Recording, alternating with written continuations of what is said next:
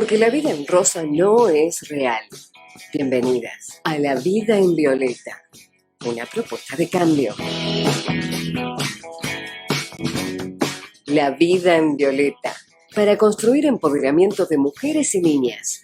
Una sociedad más justa y segura para todas y todos.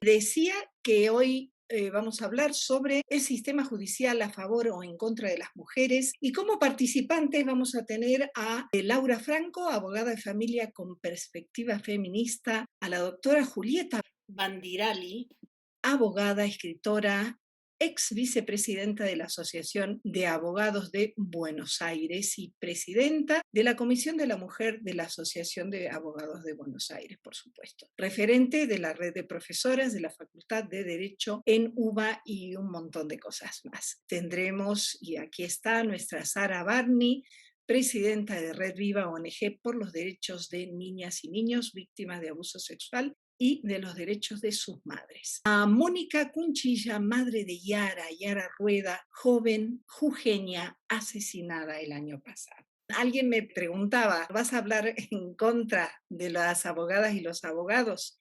Claro que no. Por eso quisiera comenzar rindiendo un homenaje a las abogadas y a los abogados, ¿por qué no?, que luchan por los derechos de las mujeres, que luchan por una justicia real.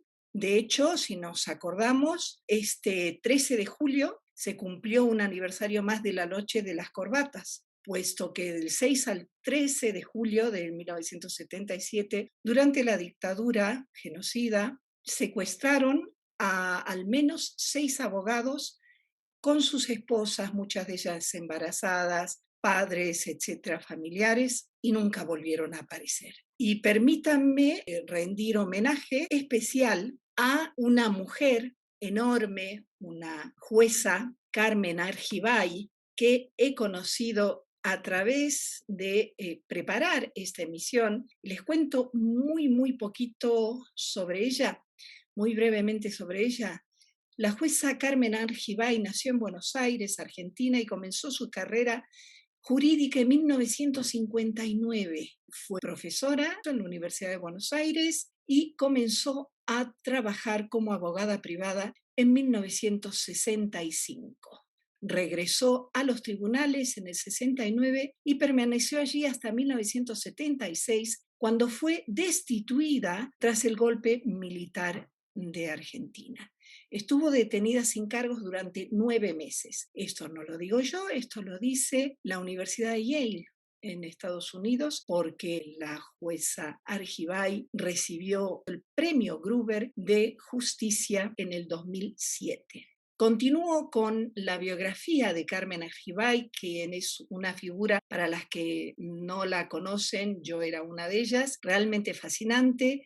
Al ser liberada, la jueza Argibay volvió a ejercer, pero esta vez la abogacía privada. Regresó a tribunales en 1984. En el 88 fue promovida jueza de la Cámara Nacional de Apelaciones. A nivel internacional, en el 2002, la jueza Argibay fue nombrada jueza ad litem del Tribunal Penal Internacional para la ex Yugoslavia, y en 2004 se convirtió en la primera mujer nombrada para la Corte Suprema de Justicia. 400 años nos llevó a acceder a un puesto mayor en la justicia.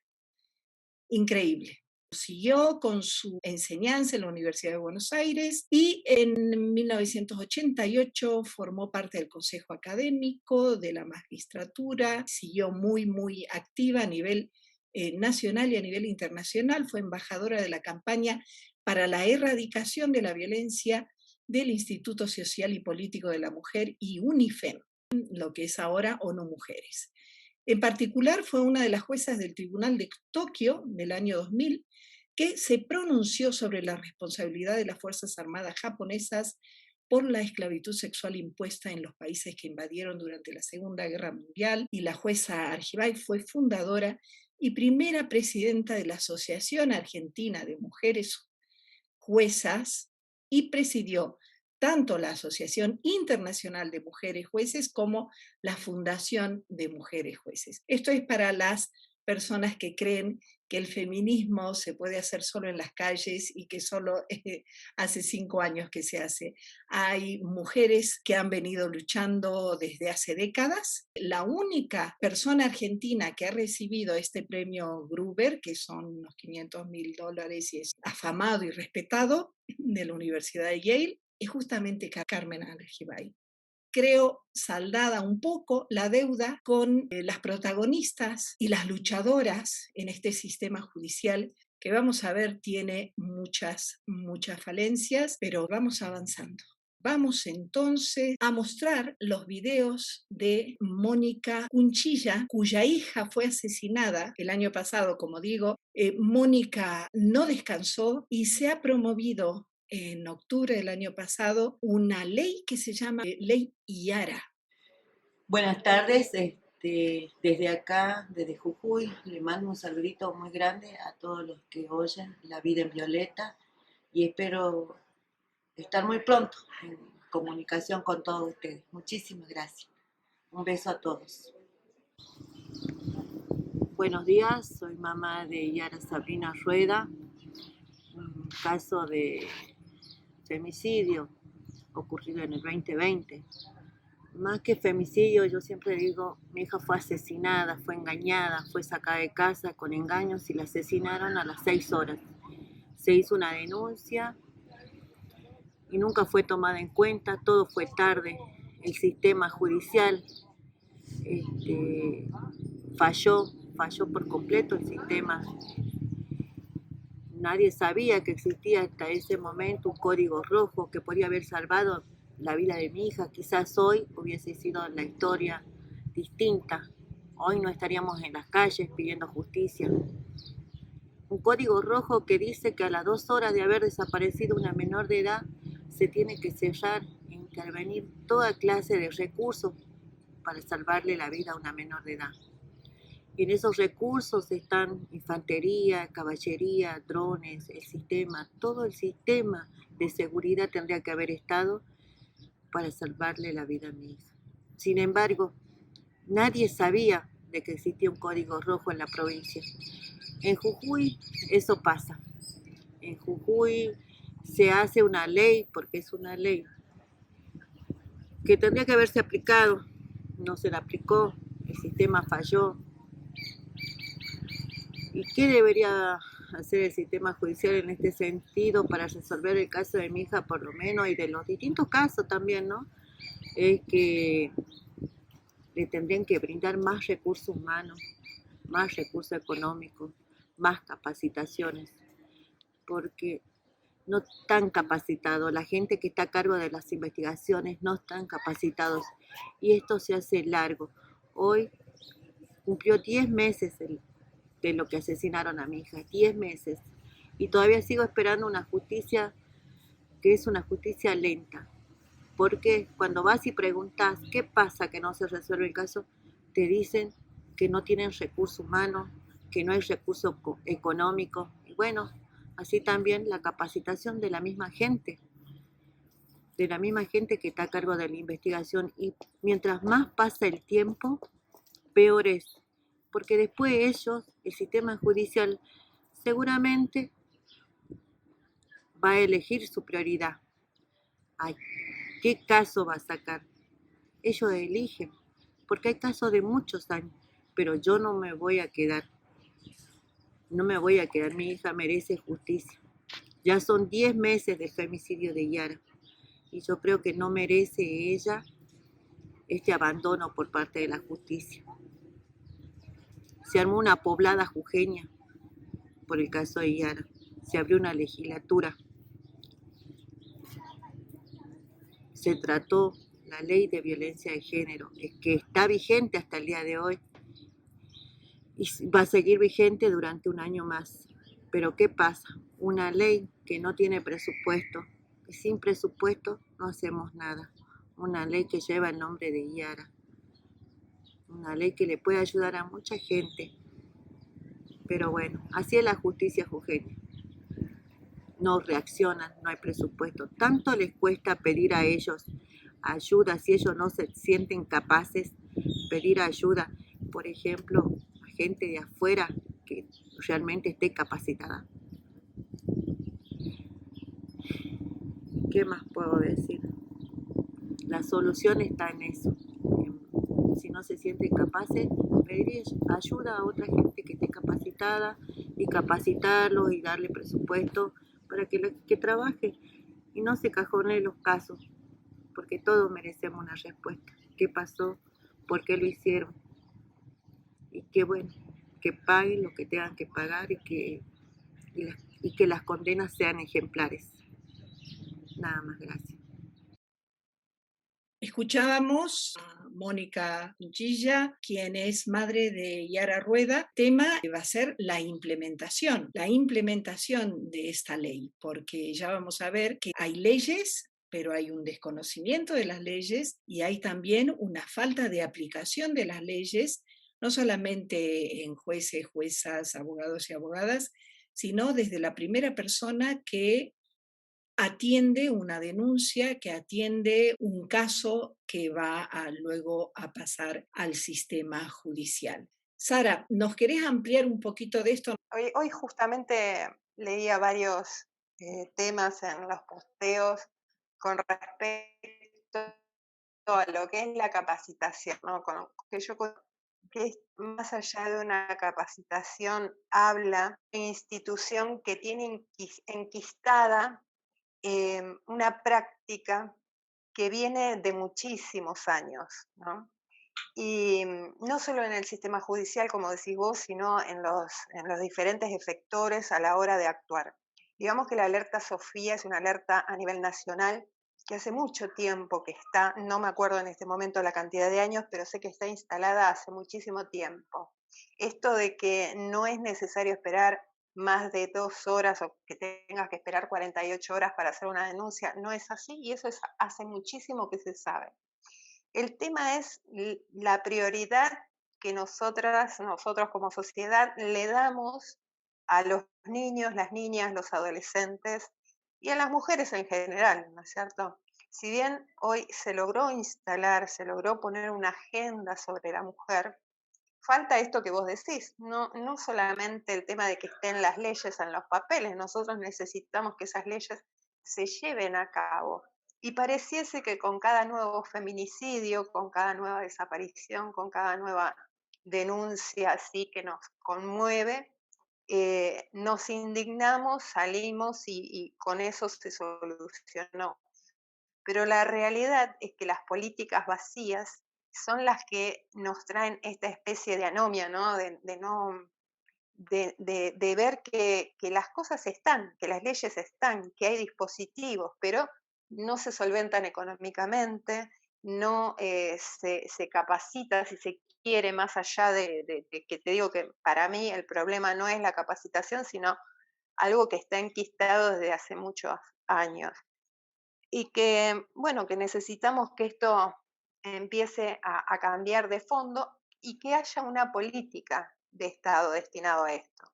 Que nosotros estamos pidiendo al Ministerio de Niñez, no porque pensemos que el ministerio en sí va a resolver la problemática, pero sí va a jerarquizar esta problemática que es la niñez, la más relegada. Mira, hablábamos de derechos humanos y cuando pensamos en los derechos humanos sabemos que después de la Segunda Guerra Mundial había que buscar una manera de poner en palabras las atrocidades que se habían vivido con los genocidios, con el Holocausto, y esto vino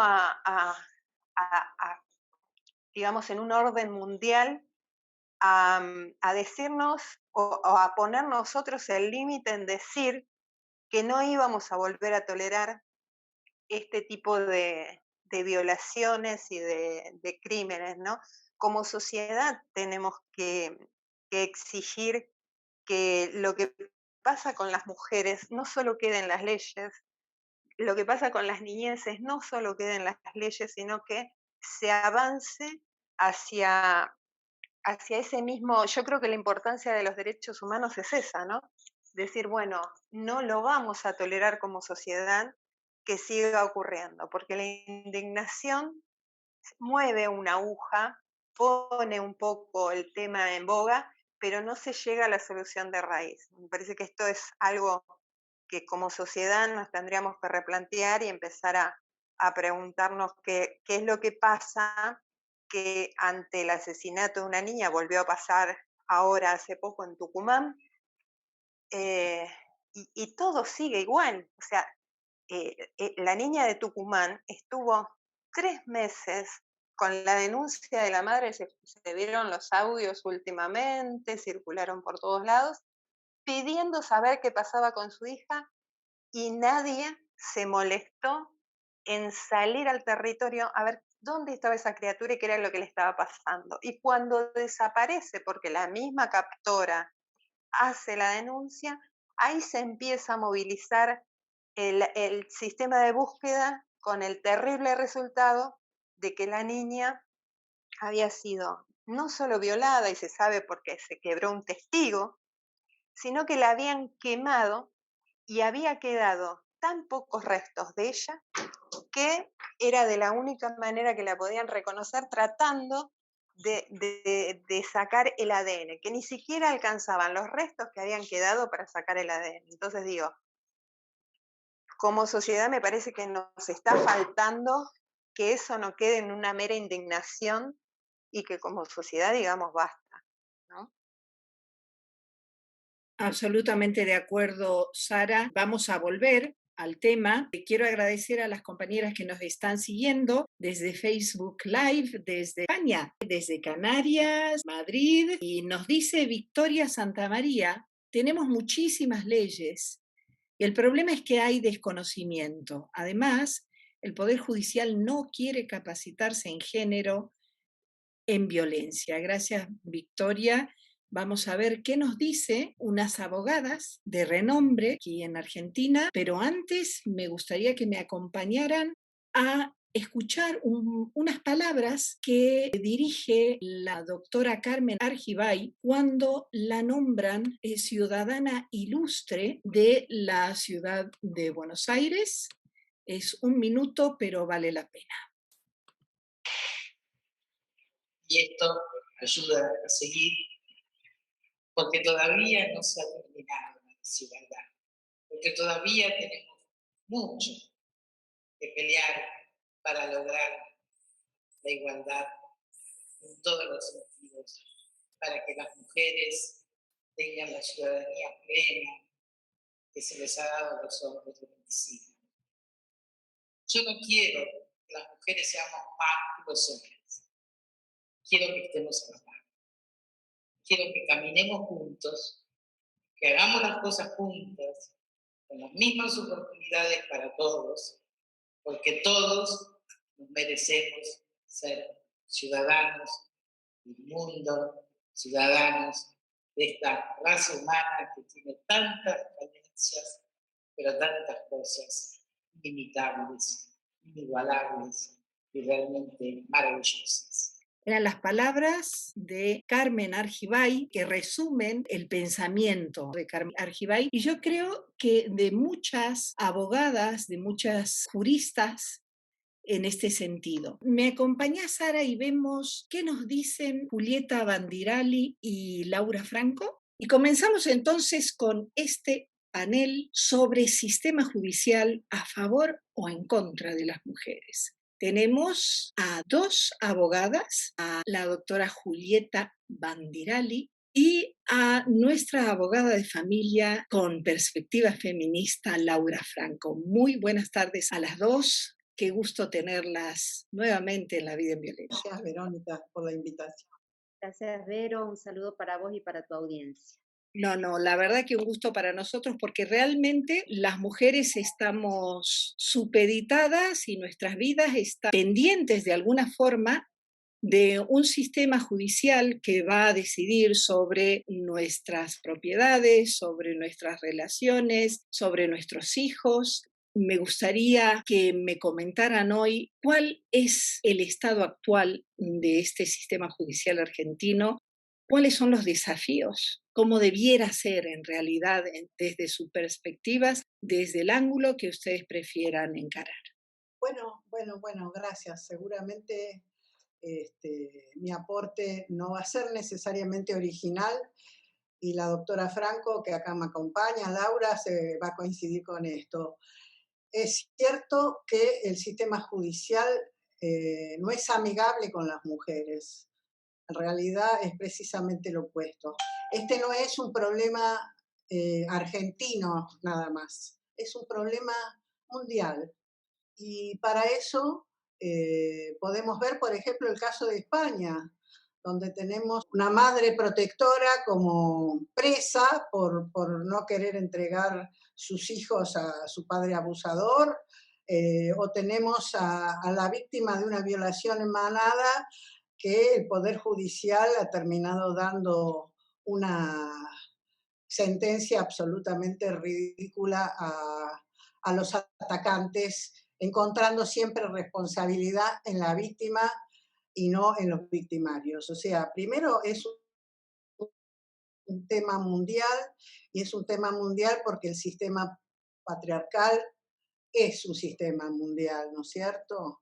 En ese punto de vista, desde ese punto de vista, las mujeres, por cada caso de violencia, por ejemplo, que se denuncia, hay un montón de casos que siguen ocultos, pero 10-1. ¿Por qué? Porque hay un fenómeno que se llama la indefensión aprendida, ¿no? Donde en realidad a veces recurrir al Poder Judicial es volver a ser victimizada, volver a chocar contra una pared, no encontrar la protección, no encontrar la confiabilidad ni la escucha necesaria a todo lo que una persona, una mujer en situación de violencia necesita volcar, ¿no? Esa es una realidad, es un tema cultural. Lo que quiero decir es esto. Hablamos de capacitación en género, hablamos de ley Micaela, pero no es solamente aprenderse las convenciones internacionales de memoria, no es un saber académico el que es necesario incorporar en todos los actores del Poder Judicial, no solamente en los jueces, sino en todos los niveles, desde el empleado que te atiende en mesa de entradas o el personal policial. No es recitar leyes de memoria, sino lograr una transformación actitudinal que tenga que ver con encarnar la comprensión del fenómeno de la violencia estructural contra las mujeres. Y ese es el desafío más grande que hay.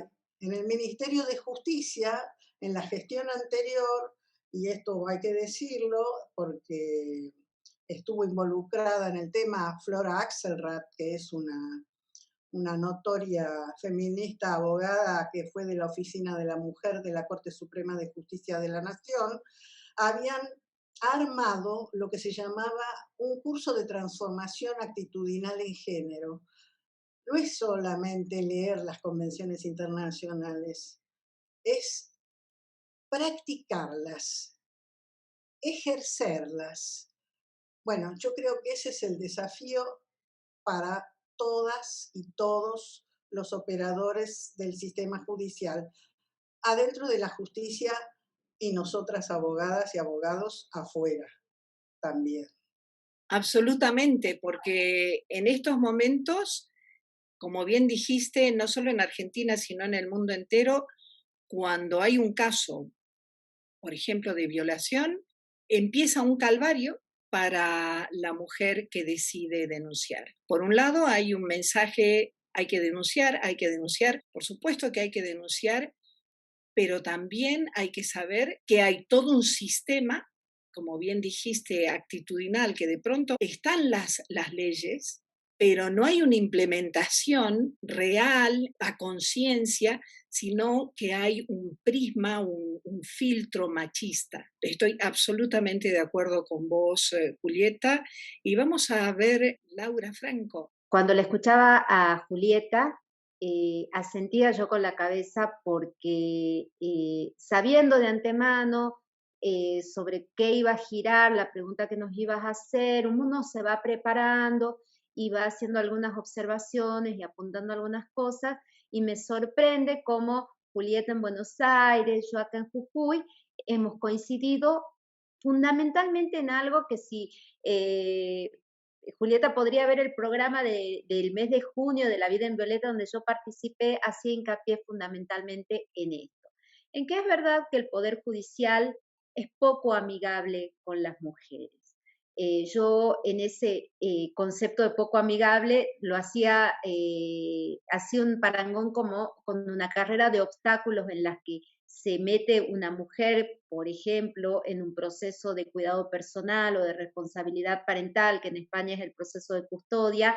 En ese programa estaba una invitada española, por eso yo hablaba también del derecho de custodia, donde la mujer tiene que ir sorteando diferentes obstáculos en procesos muy largos, en procesos donde de por sí el objetivo o el objeto que se lleva al proceso es ya doloroso, porque un proceso, un juicio de responsabilidad parental o de cuidado personal de hijos, hijas e hijes, es para una mujer muy doloroso porque se ventilan un montón de cuestiones. A eso hay que sumarle todo esta carrera de obstáculos o este poder judicial poco amigable, que va desde, como dijo Julieta, desde el empleado de mesa de entradas hasta el magistrado. Porque cuando nosotros hablamos del Poder Judicial, se tiene en el imaginario esto de caer siempre sobre los magistrados, sobre los jueces y las juezas. El juez y la jueza dictó este fallo, pero en el devenir de un proceso, las partes se ven involucradas en un montón de situaciones, y también los letrados, que tienen que ver con cuestiones no necesariamente que hacen a la sentencia o al fallo en el que sí interviene directamente el magistrado. Desde que yo ingreso una demanda por mesa de entrada, si se trata de un fuero donde no hay expediente digital, vemos cómo cuando no hay una verdadera perspectiva de género y una capacitación internalizada, como es a lo que apunta Julieta cuando dice que está bien que haya ley Micaela, que está bien que se capacite a la gente, pero que acá va un poco más allá, tiene que ir acompañado necesariamente con el compromiso interno y el cambio cultural que requiere la aplicación real de estas leyes, y que demuestren esos empleados, funcionarios y magistrados que lo que han leído, han aprendido, lo han internalizado y lo devuelven a la mujer que está tramitando un proceso en el Poder Judicial. Y si el fuero de familia es poco amigable en estos aspectos, mucho más aún es poco amigable el fuero penal cuando estamos hablando de una mujer que denuncia un abuso sexual en el que fueron víctimas sus hijas o hijos, o un abuso sexual en el que fue víctima la misma mujer. Yo coincido plenamente con Julieta en que esto requiere de un compromiso y un cambio cultural muy fuerte. Hoy el Poder Judicial necesita, para que no sea poco amigable con las mujeres, fundamentalmente la capacitación, como bien decía Julieta, unida a un verdadero compromiso por parte de los operadores judiciales, y hacer hincapié siempre, porque ¿quiénes hacemos hincapié en que el compromiso tiene que ir desde el empleado de mesa de entradas, el funcionario o la funcionaria judicial, los profesionales de los equipos interdisciplinarios? Y yo, Verónica, sabes que hago siempre hincapié en esto porque tienen una responsabilidad en procesos en los que hay involucrados niñas, niños y adolescentes fundamental, los jueces y las juezas propiamente dichos, y en realidad todos los operadores del Poder Judicial, y los abogados y las abogadas que intervenimos asesorando, patrocinando o representando clientes, porque nosotros tampoco podemos ser ajenos a esta situación. Reclamamos un poder judicial con perspectiva de género, pero nosotros también tenemos el compromiso social y cultural de tener esa perspectiva a la hora de litigar. ¿Y por qué digo que la observación de que es un compromiso de todos los que intervenimos en el proceso, la digo, la manifiesto y en esto coincido con Julieta? Porque a veces desde la doctrina se hace hincapié solo en la responsabilidad de los magistrados. Es verdad, el magistrado o la magistrada como responsable de su juzgado tiene una responsabilidad en todo el personal y los funcionarios, pero esto como todo lo necesario para que una sociedad funcione, hay un compromiso y un deber de cada uno de los que integramos la sociedad. Y el Poder Judicial no está ajeno a esto. Pero quienes más lo vemos somos los abogados que litigamos, porque el abogado litigante tiene que ir a la barandilla del juzgado, tiene que ir a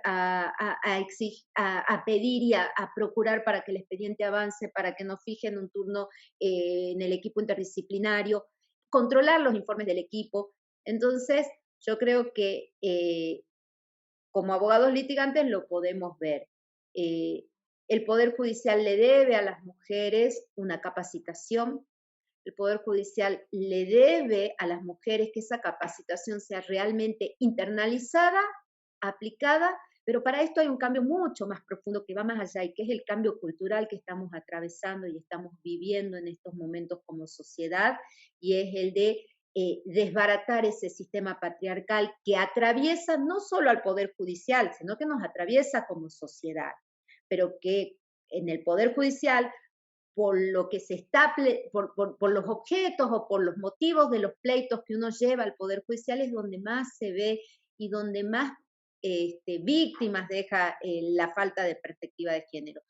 Hoy las mujeres exigimos, y creo que el Poder Judicial nos debe, un Poder Judicial con operadores que tengan una adecuada perspectiva de infancia cuando hay niñas, niños y adolescentes en el medio de un proceso, y una adecuada perspectiva de género que sea la herramienta conceptual para poder equilibrar estas diferencias existentes, culturalmente asignadas a las mujeres en relación a los hombres y que nos ponen en una situación de desventaja. Bueno, esa perspectiva de género es la que debe ser aplicada a efecto de que las mujeres dejemos de estar desventajosamente siempre arrancando en los procesos con unos cuantos pasos atrás del hombre. No sé, esa es mi mirada, creo que en algo coincido con Julieta. Totalmente. Creo que han coincidido 100%. Para la mujer que se inicia en un divorcio y que cree ingenuamente que todas somos y todos somos iguales ante la ley, de pronto es un perder la inocencia, darse cuenta de que la carga de la prueba, por ejemplo, extrañamente siempre recae en la mujer, sea demandante o demandada, no hay ninguna diferencia. En fin, hay una serie de etapas, como bien dijeron ambas, en donde la mujer no se encuentra en un ámbito amigable y pareciera que para el resto de la sociedad seguimos con esta idea de que somos iguales ante la ley y hay un tratamiento justo para todas y todos. Sin embargo, ya está surgiendo un darse cuenta. Vos nombrabas, Julieta, esta capacitación en cambio actitudinal. Estábamos hablando de la ley Micaela.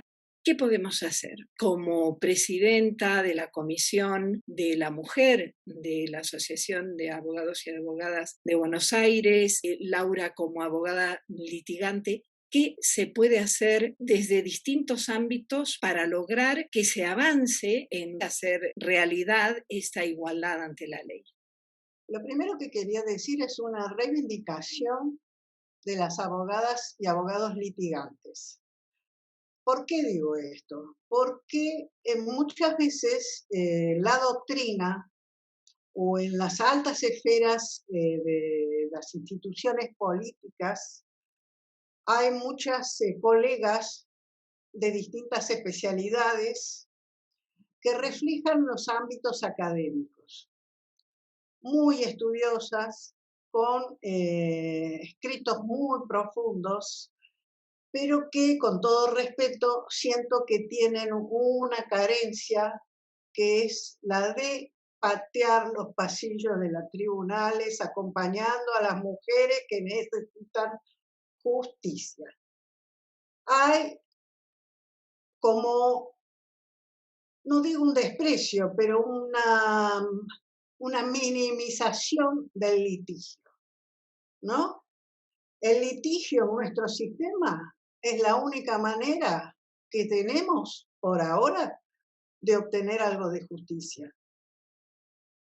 Y más cuando hay violencia en el medio, ni podemos oír hablar de mediaciones o de soluciones negociadas. Las paciencias que tenemos que tener con relación a los varones o a las masculinidades mal educadas en la violencia, esas paciencias que a veces se nos reclaman, primero tenemos que tenerlas con nosotras mismas, con las mujeres y nosotras como mujeres que somos. ¿Cómo es posible que hay montones de ejemplos, pero siempre tengo presente un caso de acoso y violencia laboral y acoso sexual, donde se hace la denuncia penal y la primera medida que toma el juzgado es mandarle a hacer una pericia psiquiátrica a la denunciante? O sea, a nadie se le ocurre cuando uno denuncia una estafa, un robo, cualquier delito, hacerle una pericia al denunciante o a la que se querella, ¿no? Solo en este caso, donde las mujeres están denunciando que son atacadas o defendiéndose, es que la primera medida que se le ocurre al magistrado o a la magistrada es analizar si la cabeza de la mujer está funcionando correctamente o si fabula o cosas por el estilo.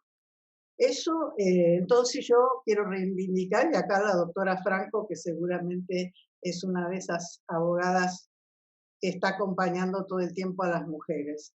Y yo tengo una preocupación fundamental todos estos años, que es exigir el debido cumplimiento de la creación del cuerpo de abogadas y abogados gratuitos para casos de violencia de género que está previsto en la ley 26.485 del año 2009 y que estamos en el 2021. ¿Cuántos años hace? 12, ¿no? Y todavía no funciona porque del 2009 a fines del 2015, que para mí ya se podía implementar con la 26.485, la creación del cuerpo, no se implementó. En el 2015, cuando estaba por vencer el mandato de la doctora Fernández de Kirchner, se sancionó lo que se dio en llamar la ley Abal Medina y creó el cuerpo de abogadas y abogados. 6 años después.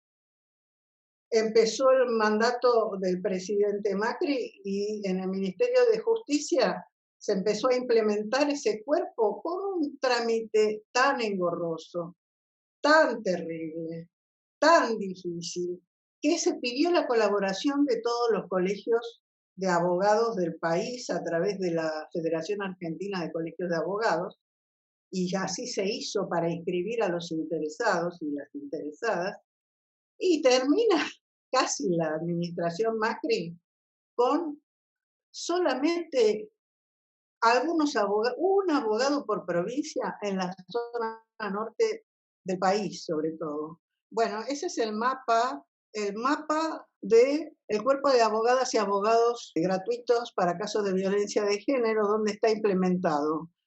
Fíjense, acá está la provincia de Jujuy, que es vuestra provincia.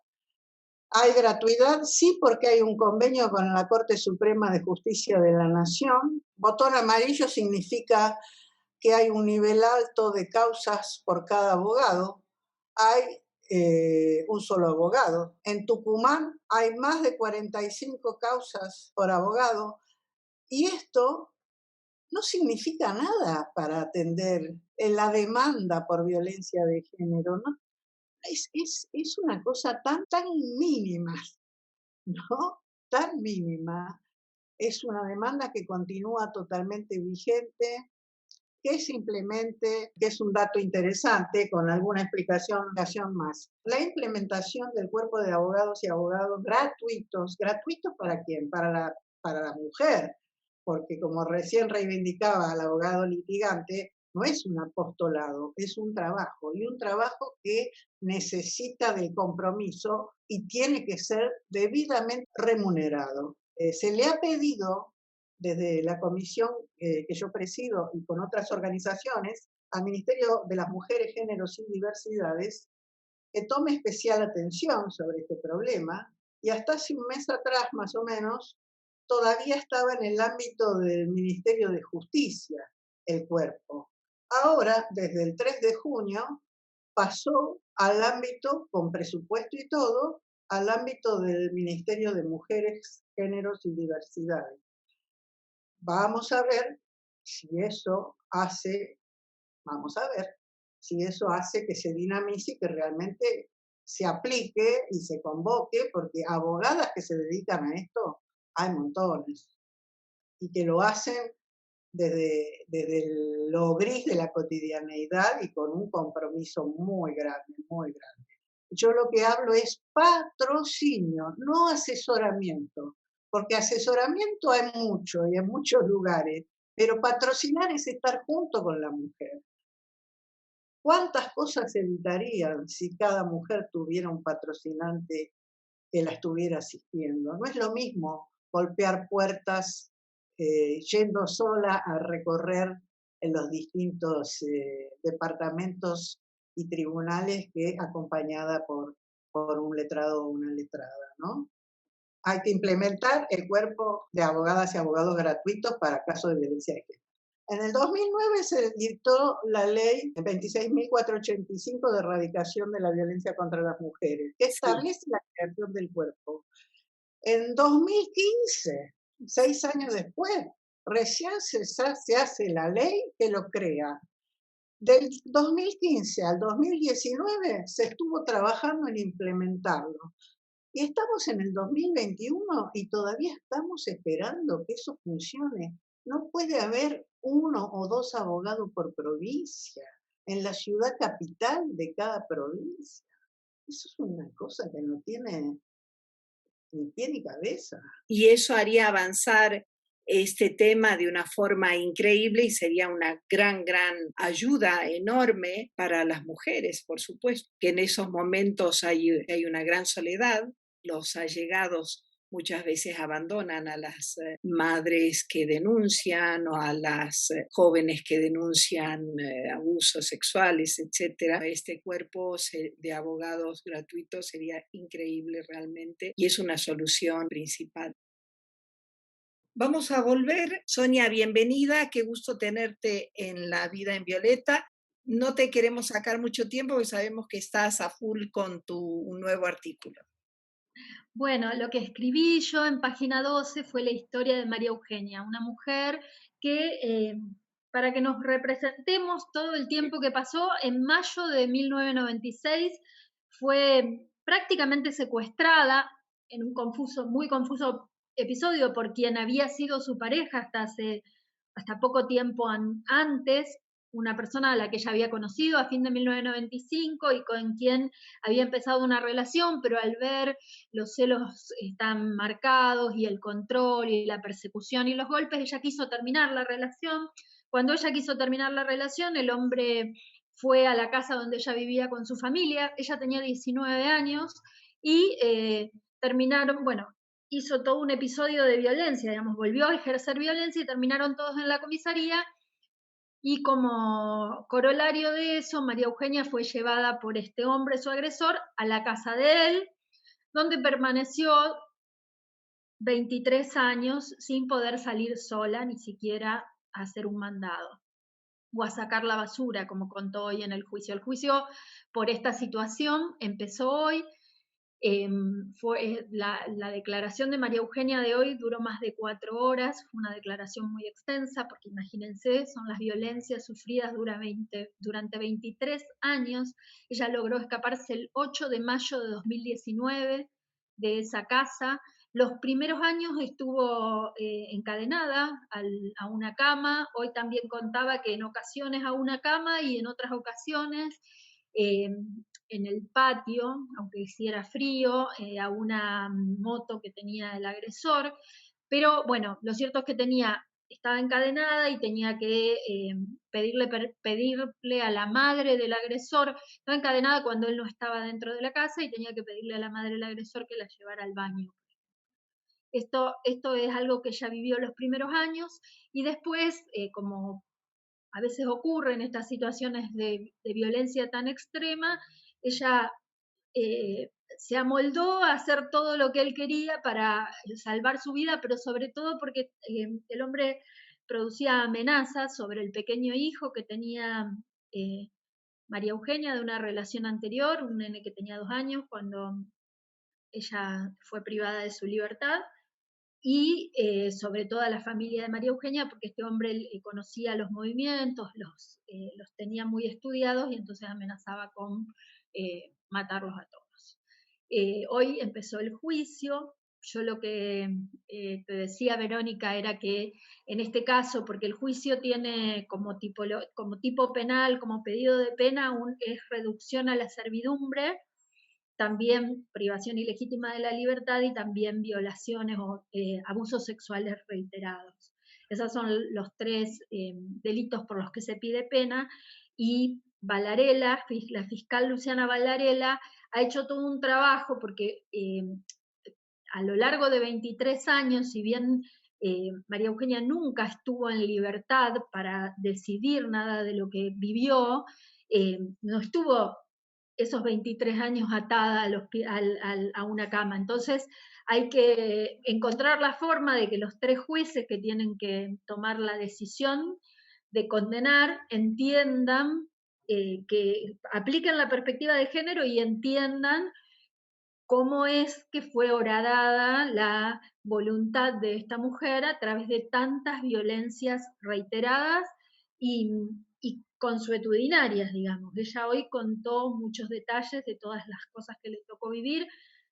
Les cuento algunas de las cosas que dijo en el juicio. Dijo que durante 23 años nunca pudo ir al médico y detalló que después de muchos meses de dolores de muelas, con todo lo que nosotros sabemos que son, nosotras conocemos lo doloroso que es esta cuestión de cuando a una le duele la muela, él accedió a llevarla a una odontóloga conocida, o a la que podía llegar, porque incluso este hombre que se llama Oscar Alberto Raco, dentro del barrio donde vivían, cambió la identidad y la hacía llamar de otra manera a esta mujer, a María Eugenia Gentile.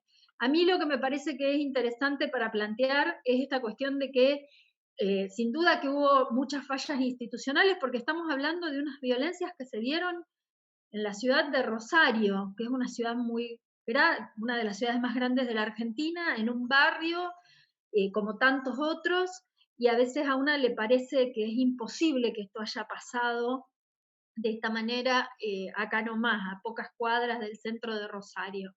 Me parece que ha habido fallas institucionales. En una ocasión María Eugenia se tiró desde un techo porque estaba recibiendo una feroz golpiza y fue llevada al ECA, pero ¿por qué? Una de las preguntas es ¿por qué nadie detectó esta violencia que ella estaba sufriendo? ¿Cómo no se activaron mecanismos institucionales? Bueno, finalmente María Eugenia logra escaparse el 8 de mayo de 2019, había logrado ya retener, en realidad recuperar su DNI, que lo retenía él, y lo había escondido en una zapatilla, y en un momento dado que él demora más de lo acostumbrado en el baño, ella había dejado por un apuro la puerta de la entrada abierta, porque ella no tenía llave de la casa. Ella logra escaparse, corre un par de cuadras, toma un taxi y pide ayuda en la Secretaría de Género de la Municipalidad, y hoy está pudiendo rehacer su vida, aunque nadie le va a devolver estos 23 años. Yo creo que a mí me gustaría destacar el trabajo que viene haciendo Luciana Vallarela, que es la fiscal de la Unidad Especializada en Violencia de Género, y me gustaría también decir que lo que ahora más me preocupa en relación a la justicia es que los jueces puedan comprender en su verdadera dimensión cómo funciona la violencia de género, más en estas situaciones tan extremas, porque ya la defensa a lo que apunta, como sabe que los hechos son muy contundentes, es a plantar la duda y así que este señor sea absuelto por el beneficio de la duda, a plantear la duda sobre los tipos penales que se están planteando. Mil gracias, Sonia. Mira, yo quería preguntarte específicamente sobre la complicidad. Son cadenas de complicidades y violencias institucionales. Efectivamente, estos tres cuestiones que vos contás son efectivamente así. Una es en mayo de 2019 en la comisaría 15ª de Rosario, donde un agente policial a cambio de 50 pesos de aquel entonces le dice que no se preocupe, que se lleve a la piba y que cuando la familia retire la denuncia todo va a quedar en la nada.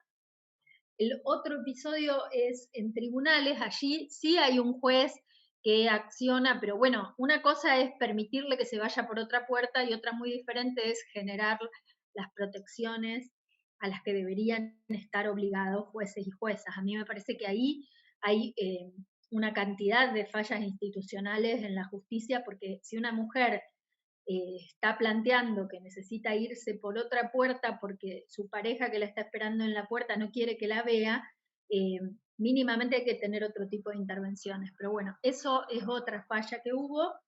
Y la tercera, como vos bien planteabas, es la del hospital de emergencias, donde ella llega con un golpe en la cabeza y es obligada por él a decir que se había caído de una escalera y no hay tampoco ahí, no se activa ninguna alerta institucional de que podía haber una posible víctima de violencia machista como lo era. Exacto, es por eso que es muy importante que todas y todos tomemos conciencia y todas y todos sepamos que hay complicidades en el sistema judicial, pero también fuera de él, y que esas complicidades tienen que terminar. ¿Querrías darnos un último mensaje o aclarar algún detalle o adelantarnos un poco cómo piensas que va a terminar esto? Yo de verdad espero que los jueces, hoy la declaración duró más de 4 horas, espero que los jueces puedan comprender en su enorme dimensión lo que hace la violencia machista en la subjetividad de las personas, porque esa es una de las principales cuestiones que tienen que ver con las fallas de la justicia, que muchas veces no comprenden la especificidad de lo que es la violencia machista y de cómo orada la subjetividad de quienes la sufren. Si eso fuera así, la producción de prueba empezó hoy con la declaración de María Eugenia, pero continúa en los próximos días. Yo lo que espero es que la condena sea por los delitos que está pidiendo la fiscal y por el monto de pena que ha pedido la fiscal. Y también, y esto es algo más, espero que no necesitemos, no lo digo por tu programa ni por nosotras, pero que la sociedad no necesite de situaciones de violencia tan extremas como esta, porque realmente estamos hablando de una violencia extrema, muy extrema, para sensibilizarse sobre lo que son las violencias machistas. Quizás así logremos que todas y todos y todes tengamos alertas más tempranas y ninguna mujer tenga que estar 23 años sometida, ¿no? Tal cual, porque acordémonos que María Eugenia fue secuestrada cuando tenía 19 años. Es decir, era casi una niña, era casi menor de edad, por un hombre de 44. Como bien dice, esperemos que esto no se repita para nadie. Mil gracias, Sonia Tesa, por estar en La Vida en Violeta.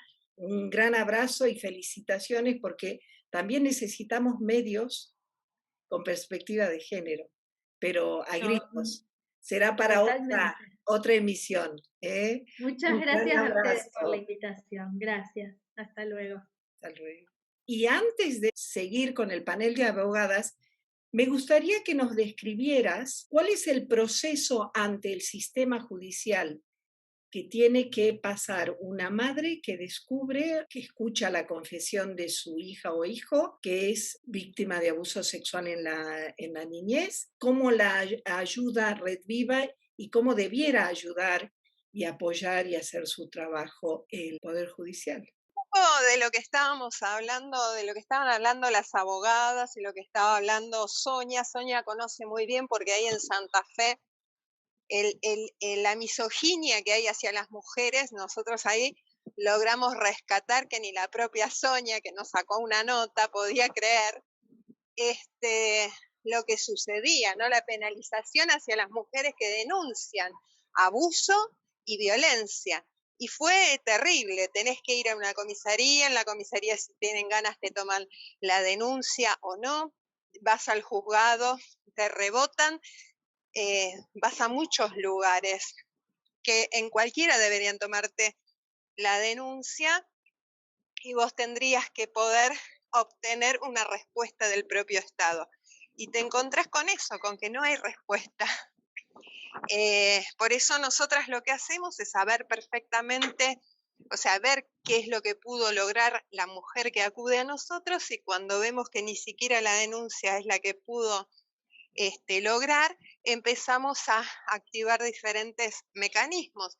Hoy mismo se les niega a las víctimas de violencia o que fueran a hacer una denuncia, siendo que son parte procesal de la causa y como víctima las tendrían que informar, ni siquiera le dan información de sus propias causas. Entonces ahí intervenimos haciendo notas de mano propia para que puedan presentar y para que, bueno, se puedan hacer de sus causas, porque ni el derecho a revisar sus causas les quieren tomar. Esto no es algo que ocurre solo en Santa Fe, ocurre en todo el país, ¿no? Que cuanto más desprotegida está la víctima, parece que fuera un flanco más fácil para que el propio sistema se le venga encima y no le permita ejercer sus derechos. Bueno, contra todo eso luchamos a diario, pero nada que no conozcas y no conozcan la mayoría de los que nos escuchan, pero coincido en lo que decían las abogadas, que lo primero que hay que hacer es producir el cambio cultural, y después ese síndrome de indefensión adquirido del que hablaba la otra abogada, que nosotras, al ser sometidas muchas veces desde pequeñas, es muy difícil que reconozcamos que se nos están vulnerando los derechos.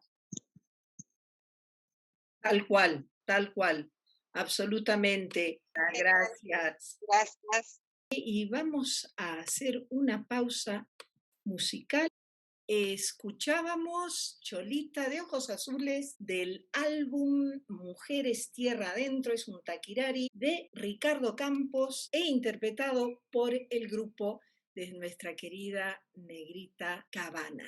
Y seguimos con el panel de abogadas. ¿Qué les parece? Laura, ¿qué soluciones propones? Bueno, la solución que da Julieta, una de las soluciones vendrían a ser, porque son tantas las soluciones o son tantas las medidas que se deberían adoptar para una solución de fondo de una cuestión tan compleja como es la violencia de género, como es la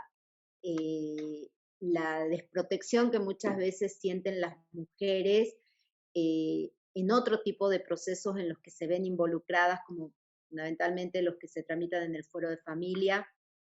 Es un paso necesario, sería sumamente importante la implementación. Acá en la provincia de Jujuy, el organismo provincial tiene un cuerpo de abogados, pero, Julieta, siempre es acotado ese número, si bien están remuneradas porque dependen de este organismo y en consecuencia dependen del Estado provincial, es un cuerpo de abogados remunerado, patrocinan a las mujeres ante el fuero de violencia de género y ante la Fiscalía Especializada en Violencia de Género, pero es insuficiente porque está la escalada de violencia que vivimos y al resultar insuficiente el número, ¿qué es lo que ocurre?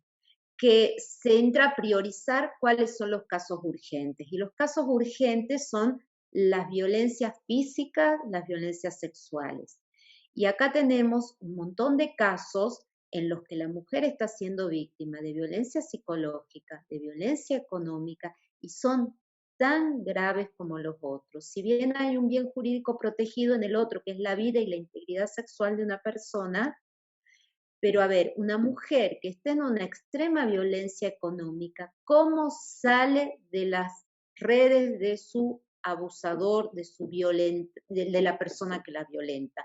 ¿Cómo protege a sus hijos de un violento que no le da un respiro económico?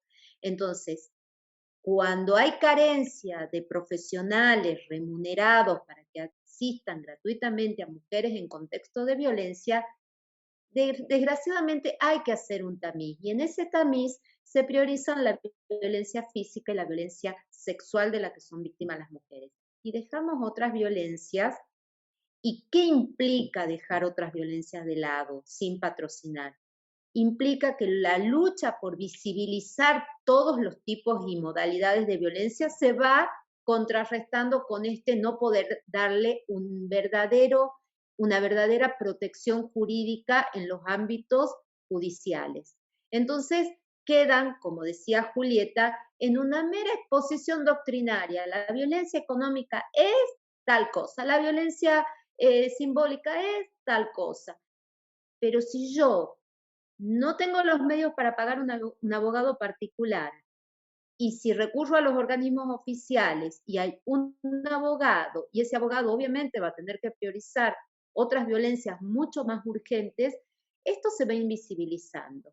Y en consecuencia, cuanto menor demanda hay de aplicación de normas que protejan a mujeres en contexto de violencia económica o en contexto de violencia psicológica o en contexto de violencia política o institucional, el Poder Judicial se duerme. Entonces, cuando yo, abogada litigante, llego con un planteo de que mi cliente está en una situación de violencia económica, tengo que hacer un esfuerzo tan grande para que atiendan el caso, por no utilizar otras palabras, pero cuesta. ¿Por qué? Porque es como que se han adormecido. Por un lado están las normas, pero ante la falta de demanda de aplicación de esas normas, hay un poder judicial adormecido. Que cuando yo lo quiero despertar, me aplica el físico de la burocracia judicial, me aplica el físico de la falta de capacitación en los operadores. Entonces, creo que es un tema a atender, que hayan operadores, que haya un cuerpo de abogados que pueda asesorar y patrocinar a las mujeres en contexto de violencia y de todas las violencias, de todas, para que realmente esto que plantea la ley 26.485 se pueda aplicar en toda su dimensión y no solamente en los casos más extremos de violencia. Eso por un lado. Y por otro lado, insistir en la capacitación y apostar al cambio cultural, que yo creo que lo estamos atravesando, pero que las generaciones que vienen van a ser las que lo van a poder vivir en pleno.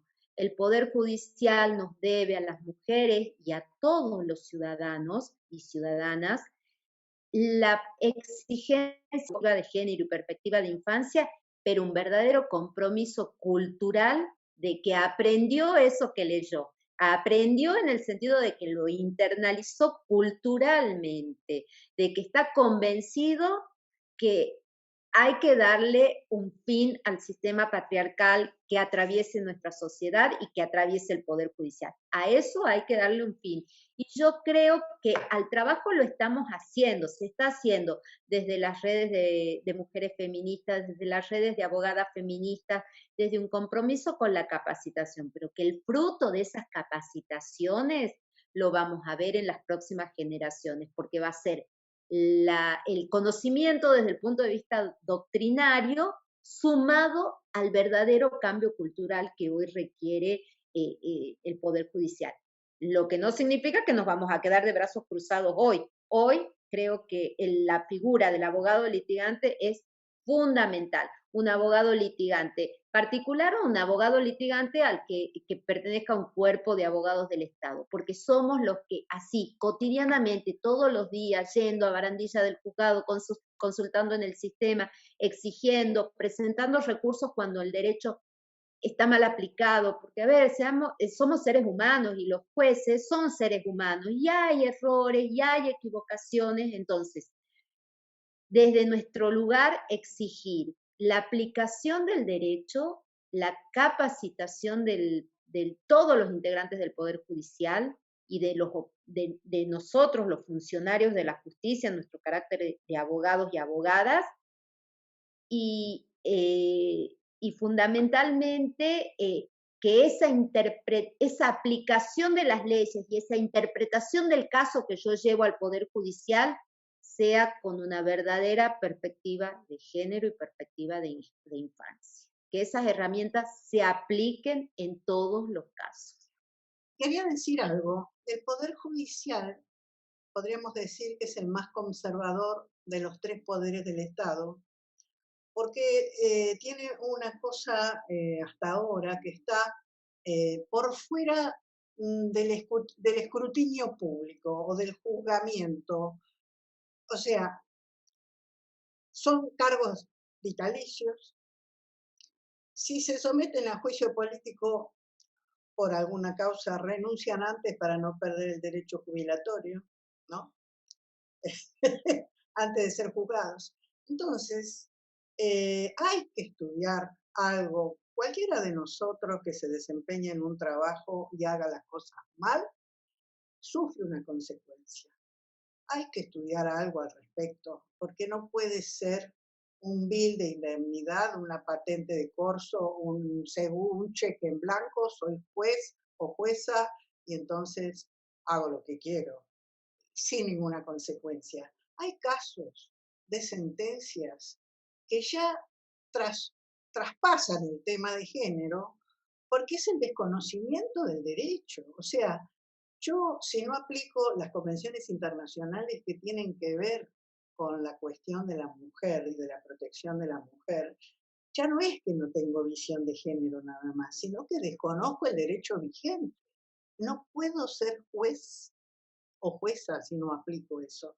Y eso tiene que empezar a estar en el ojo de la gente.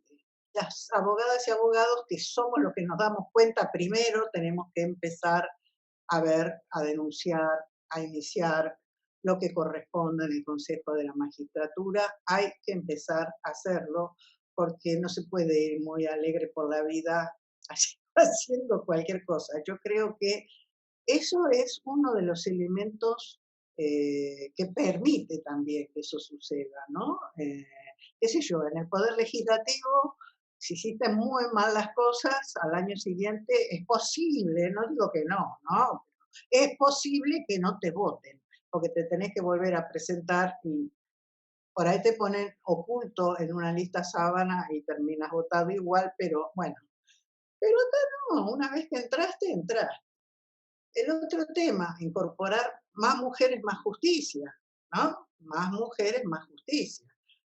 Y dicen que se están incorporando, que en las ternas tiene que haber una mujer, etcétera, etcétera. Pero como todo queda librado después, en el caso del Poder Judicial de la Nación, al Poder Ejecutivo, que no tiene obligación ninguna, sino que puede elegir de esa terna, ya ha sucedido y va a seguir sucediendo que por ahí mujeres que son las primeras calificadas en las ternas, después no son nombradas, ¿no? No son nombradas.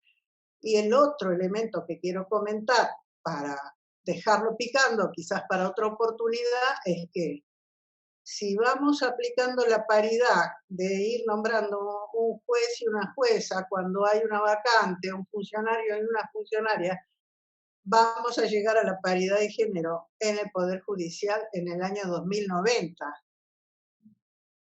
Entonces, hay una cosa interesante. En la provincia de Buenos Aires se presentó un proyecto de ley que pide que hasta que se alcance la paridad, se nombren solamente mujeres.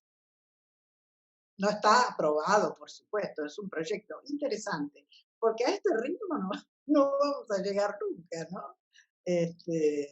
Y bueno, es un tema de democracia básica y pura, más mujeres, más justicia. Vamos a ver, para redondear este panel, últimas reflexiones, algún mensaje que quisieran transmitir a la gente que nos está escuchando. Bueno, yo coincido plenamente con Julieta, como manifestabas recién, Verónica, es como que uno está en sincronía y hablando el mismo lenguaje. Creo que hay mucha gente hablando este lenguaje y entendiendo cuáles son las necesidades y hacia dónde debe apuntar nuestra actividad eh, para exigir una verdadera aplicación de perspectiva a la hora del desempeño de los integrantes del Poder Judicial.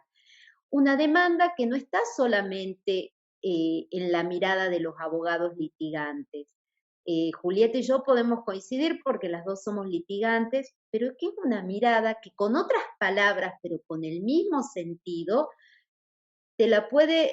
una demanda que te la puede hacer una mujer que le tocó transitar por los estrados del Poder Judicial, ya sea porque le tocó tramitar un divorcio, como vos dijiste hace rato, un juicio de alimentos para ella o para sus hijos o hijas, o en situaciones más dolorosas como puede ser tener que transitar los pasillos de tribunales por un caso de abuso sexual de los hijos o de las hijas, un abuso sexual propio, situaciones de violencia, con distintas palabras, yo creo que la mirada hoy es la misma. Se le está pidiendo al Poder Judicial que dé respuestas adecuadas a los tiempos que nos están tocando vivir. Un tiempo de cambio de paradigma, estamos atravesando el cambio de paradigma con respecto a la mirada de la mujer, pero como todo cambio de paradigma, como contracara, estamos también atravesando como manifestación de la resistencia al cambio de paradigma, una escalada de violencia contra las mujeres y contra los hijos y las hijas de las mujeres impresionante. Entonces, ya sea que la demanda venga con un carácter más técnico porque la hacemos los abogados y las abogadas o con un carácter mucho más coloquial y mucho más contundente porque son las propias víctimas las que están pidiendo, el Poder Judicial hoy le debe una respuesta a la sociedad. Tiene que intervenir de manera contundente y dar respuesta de manera contundente, adecuada, y una respuesta adecuada es con una mirada y una perspectiva de género a la hora de fallar, a la hora de atender el reclamo de las víctimas, porque te vuelvo a repetir, Verónica, el fallo llega al final, pero mientras tanto hay todo un proceso en el que intervienen un montón de personas y todas deben estar a la altura de las demandas de la sociedad. Y bueno, y la esperanza que tengo de que las generaciones venideras, no hablo de 3, 4, 5 generaciones, no, yo espero que la próxima generación ya viva el cambio fundamental. Hoy nosotros estamos viviendo la tensión del cambio de paradigma y esta escalada de violencia como contracara, y en el medio un poder judicial en el que no generalizo, porque también hay casos, y hay que decirlo, de jueces o juezas que realmente han entendido cuál es la demanda y han hecho el cambio, no solo a nivel doctrinario, sino también a nivel personal y cultural, que hay que destacarlo, pero en la generalidad lo otro pesa más. El juez o la jueza que todavía se resiste a este cambio todavía es lo que más se ve. Un ejemplo de que son pocos los casos con los jueces y juezas con perspectiva de género es que cuando sale un fallo con perspectiva de género, sale, esto lo va a poder confirmar Julieta, sale como, nos salen las publicaciones de revistas especializadas. Fallo de alimentos con perspectiva de género, caducidad de la instancia para pedir la compensación económica de una conviviente con perspectiva de género. O sea, eso te da la pauta de que hay indicadores, pero que son los menos, que por eso salen como noticia, porque si no, la generalidad no te sale como noticia. Pero sí tengo la esperanza de que las próximas generaciones, quiero creer que la próxima ya va a haber un cambio en el que se haya sintetizado el cambio doctrinario y el cambio cultural y que se vea reflejado en fallos que favorezcan a víctimas de violencia de género, mujeres, infancias. Yo tengo esa esperanza, quiero tener ese mensaje, pero sé que para llegar a eso hay que hacer todo un trabajo en el que toda la sociedad y fundamentalmente los operadores de la justicia y los abogados tenemos que hacer un trabajo importante, como dijo Julieta.